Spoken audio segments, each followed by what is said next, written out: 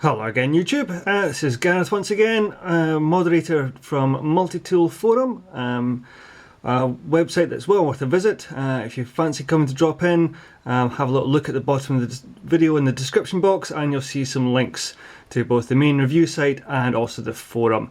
Always worth a visit in and have a chat with some fellow multi-tool enthusiasts. So, what we're going to look at today, we're going to look at the Leatherman Pulse. Leatherman Pulse was the development moving on from Leatherman's original pocket tool, which was the PST and the PST2. Pulse has a couple of notable features in addition to what you had on the PST and PST2. First and foremost, that are most obvious just now, are the locks. PST didn't lock, Pulse does. That's a great advantage when using screwdrivers, for example. As soon as you start bearing down in the end, the screwdrivers in the PST had a tendency to fold in on themselves. Pulse can't do that, they're nicely locked in place. The Pulse's locks came with a bit of criticism as being quite hard to use, however. Personally, I find that to be more of a user fault rather than a fault of the locks. You'll see people who try and dig their thumb in and drag this thing backwards, and it is hard to do. No doubt about it. You'll get it open, but not easily. Far better to lay your thumb gently on top, quite near the end, and roll these back. Hence they're often known as rolling locks. Nice and easy. The other thing that Pulse has, which is a big bonus over the old PST, was a comfortable grips. And how it managed that was by having, if you can just about see here, instead of a bare piece of sheet metal like this, which you had in PST, but on the Pulse, and we see the same feature again in a later rebar, a nice rolled in edge. And that nice rolled in edge means that you can grip this multi-tool pretty much as hard as you like, and it's not uncomfortable. A huge bonus over the old PST and PST2 designs. Pulse has an excellent array of internal tools as well. One of my favourite setups, if I'm perfectly honest. First of all, we'll have a look as it does have a knife. Now, it's a perfectly good knife. There's nothing wrong with it. It's nice and clean. Has a good thick spine in it. Nice strong blade on this one. I quite like that. The later rebar has a much thinner blade here, and I'm not such a fan. It just doesn't feel quite as robust. But this one's great. Doesn't have a combined edge, which you see on far too many multi-tools in my opinion. Not a big fan of having a serrated section and a plain edge section. Personally, I just find a good plain edge knife will do almost anything you want of it. So stick with that. Nice design. I like to see that more often in multi-tools these days, but sadly not. Anyway, we have it on the Pulse. So what else do we have? We also have a set of scissors. This design of scissors you'll see are very, very similar to those of you who are familiar with Leatherman's Wave and Charge series. They're actually in form very fractionally different, but in design identical. Has a nice spring return, a nice comfortable thumb pad, so no matter how many times you press down, it never gets sore in your thumb. Good strong blades. Could do a slightly finer tip. I'm being fussy. They're not a bad pair of scissors. Quite happy with those ones. Pop these away. We also have in here a couple of screwdrivers. In this case, let's just get this one here. Two flat screwdrivers. One large, one medium. Well-defined edges, always a good sign, as I've said it before, of a good high-quality tool. As soon as you start seeing these corners being rounded off and the edge of the tool itself being rounded off, tends to cause slippage when you're actually engaging on a screw, and it normally means it's been a cheaply processed tool. These are nice and sharp and well-defined. Excellent. Good couple of sizes as well. I like those two. That's one side. What have we got in the other side? Well, we have a can opener, also a cap lifter, all in one. As a can opener, it works okay. It's engaged on the edge of the can, and you slowly work your way back around the edge.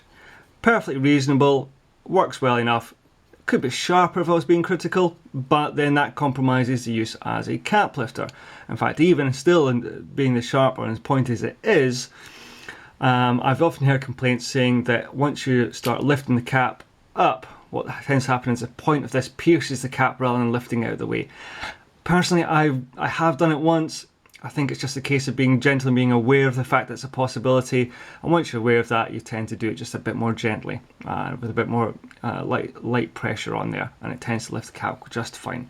Perfectly reasonable tool. Oh, slightly awkward on there. Right, so we also have, get some of these out. Excellent Phillips screwdriver. I'm a big fan of the old Phillips screwdriver. Very similar design that came out of the latter editions of the PST, engages outwards. You can see it's had a bit of use, this one. I do use all my multi-tools to some extent or another, depending just how much I like them, but this is a great Phillips screwdriver. Fits a couple of different sizes of Phillips screws, also engages well on posi drives. Posi drives are really quite common here in the UK. In fact, the majority of the screws people call Phillips are in fact posi drives here. But this does engage on them and works really well. Reasonably long shank, nice and thin, saves on space. Maybe not as strong as some of the later Leatherman designs, but I'm certainly a big fan of this one. Works really well in my opinion. We also have small flat screwdriver. I'm not such a fan of this one, I have to admit it. It's perfectly okay, but I would have preferred a slightly broader screwdriver tip to this. I find that quite fine. There's not so many screws this thing actually engages on. I think Leatherman also realised the same thing, because their later design of small screwdrivers and tools like the rebar and kick and fuse and whatnot were all a bit broader than this, and I have to say, frankly, much better screwdrivers. This one lets it down a little, I'm afraid to say. But, you know, if you find a screw that works on, again, it's well defined and will take a good grip. Last but by no means least, we have a file on the Pulse. This is a two-sided file. This side you can see here has obviously been used. This side you can see here is a diamond coated file. Really good for fine finishes, and also remove material from very hard surfaces like stainless steels, etc. Other knife blades. This will put an edge back on it. Really handy thing to have sometimes. And on the reverse, we have a double cut, fairly rough file for large material removal, and also has a rough edge here, which is sometimes called a metal saw edge. Just about, I suppose. Better than not having it there. You could just about cut through a small screw or something like that if you really needed to. Really like this file though. Great bit of design.